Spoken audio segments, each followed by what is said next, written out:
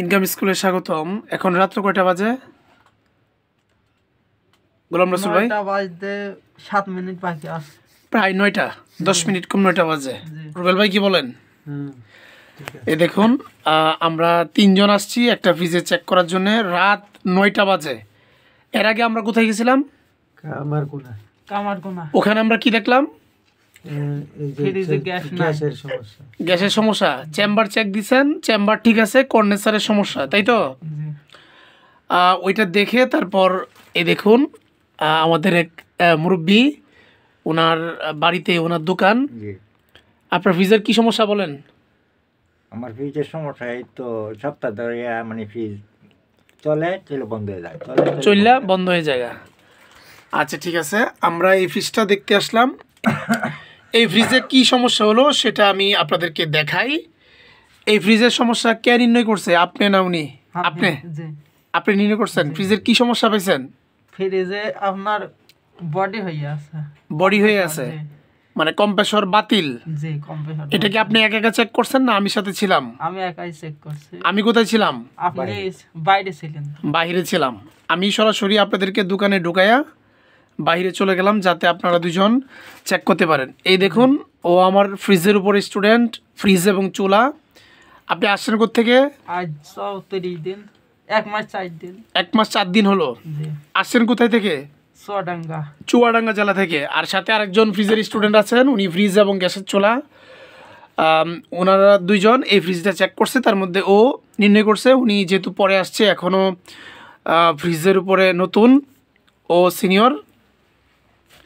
এখানে যে সমস্যাটা সেটা হলো, এই দেখুন আমি এখানে আলাদাভাবে রিলে ওভারলোড লাগাইছি এবং আলাদা পাওয়ার সাপ্লাই কট দিয়ে এখন আমরা দেখব যে কি দেখা যায়। এই দেখুন, এখানে কম্প্রেসর বডি আছে, তারপরেও কম্প্রেসর আর কি কি সমস্যা আছে ওইটা আমরা দেখব। বডি আমরা ক্লাম মিটারের মাধ্যমে নির্ণয় করেছি। নষ্ট কম্প্রেসরের যে লক্ষণগুলি আছে তার মধ্যে এটাও একটা লক্ষণ। এই দেখুন আমি এখানে লাইন দিলাম। এই দেখুন, আশা করি আপনারা আওয়াজ পাচ্ছেন। এই দেখুন কম্প্রেসরটা আওয়াজ হচ্ছে এবং এম্পিয়ার কত নিচে দেখেন, 13.05 বা 12 পয়েন্টের উপরে। এই দেখুন কম্প্রেসর কিন্তু চলছে না, যদিও এখানে টেস্টার শো করছে না।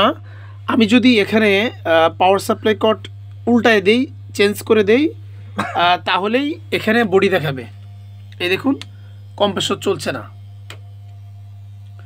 তাহলে এটা কি কম্প্রেসর বাতিল। আমি কম্প্রেসর নষ্ট হওয়ার কয়টা কারণ পড়াইছি। এই দেখুন এখন রিলে টিপ করছে অথবা ওভারলোড টিপ করতে পারে। এই দেখুন এখন,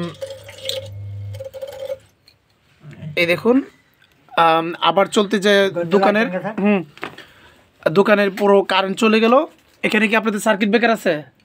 না, অন্য সার্কিট নাই, অন্য কারেন্ট আসেনি। এটা সৌরবিদ্যুৎ না, এখানে যে কোনো একটা সমস্যা হয়েছে, ফিউজও চলে যেতে পারে। না, অন্য বাড়িতে অন্য কারেন্ট আসেনি। আপনার বাসা দেখেন তো পাশের বাসাতে কারেন্ট আছে কিনা। আপনার ওই ঘরে কি সার্কিট ব্রেকার আছে? না। মেন সুইচ আসেনি। মেন সুইচ আছে না? মেন সুইচ তো এই ঘরে নাই। এই ঘরে না থাকলে এই ঘর থেকে কাটতে দিছে আছে। আচ্ছা যাক, আমরা এটা পরে খুঁজে বের করতেছি। আপনারা দেখতে পাচ্ছেন আসলে প্র্যাকটিক্যাল কাজ করতে গেলে কত ধরনের সমস্যায় যে পড়তে হয় সেটা আসলে অগ্রিম বলা যায় না। এখন এটা আমরা কম্প্রেসর বাতিল করব। বাতিল করার আগে দেখব যে এই ফ্রিজে কোনো গ্যাস টেস আছে কিনা। এইসব অনেক অন্য বিষয় আছে, ওইগুলো দেখা যায়। আমি শুধু এখানে দেখানোর চেষ্টা করলাম যে আমাদের স্টুডেন্টরা কীভাবে রোগ নির্ণয় করে। যেহেতু বিদ্যুৎ চলে গেছে, আমরা পরবর্তীতে দেখানোর চেষ্টা করব সময় সুযোগ হলে যে একটা ফ্রিজ কিভাবে চেক করি। আসলে নানান ঝামেলায় থাকি, আমরা এত সময় করতে পারি না। আজ এ পর্যন্তই। ধন্যবাদ সবাইকে। আসসালামু আলাইকুম।